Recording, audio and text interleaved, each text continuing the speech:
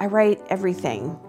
So it's, when somebody asks me, what is it that you write? Or, tell me a little bit about the stories that you write. I mean, one, I can say I'm a romance novelist, and I'm very proud to be a romance novelist. I'm a romance writer and I'm a romance reader. I started writing for the reason most writers start writing, and that's because I'm a reader.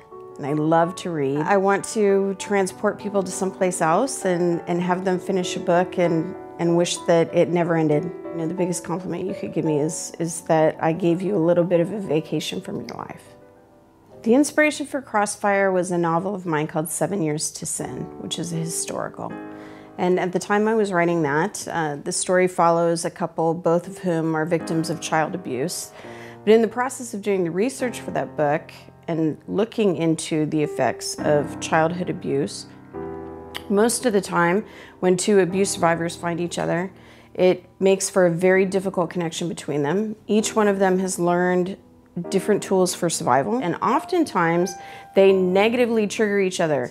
That dynamic of a relationship of two people finding somebody who so perfectly understands them, who has been through such a similar experience, and yet they can't make it work. And that turned into Gideon and Ava and became the Crossfire series. So I get up pretty early. I start my morning with coffee, and then I have more coffee, and then I have some more coffee. There's definitely nothing glamorous about it. And then I start writing, and I'll write for as long as I can. And typically for me, I mean, my most productive hours of the day are until around 3 or 4 o'clock.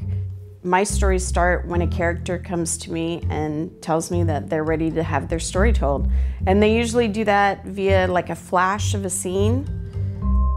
And from that I'll be like, okay, I have no idea what that means, because it's usually, somewhere, it's not the very first scene in the book, it's somewhere in the middle. I have to kind of coax the character to tell me the rest. I've been stuck as long as a year waiting for a scene to come to me when I realize, well, it's my fault because I tried to make the story go in the direction I thought it should, and the characters disagree with me, so they're pretty much on strike.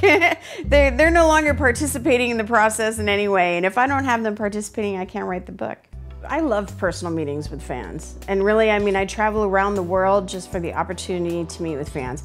And the thing is, when we meet, it's not really as a writer with a reader. It's really two readers who are kind of meeting and talking about books that they love. And there's a connection that comes with having the shared experience of a story.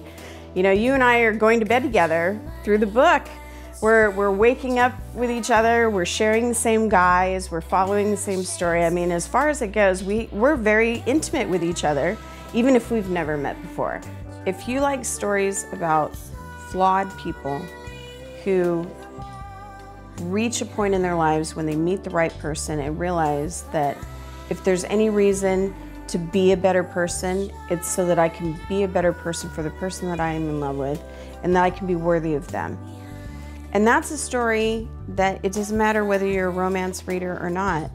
You understand that story. You know what that's like. It's a universal struggle to find the one person you want to share your life with and to be a better person so that you deserve to have them. And those are the books that I write. Those are the stories that I write.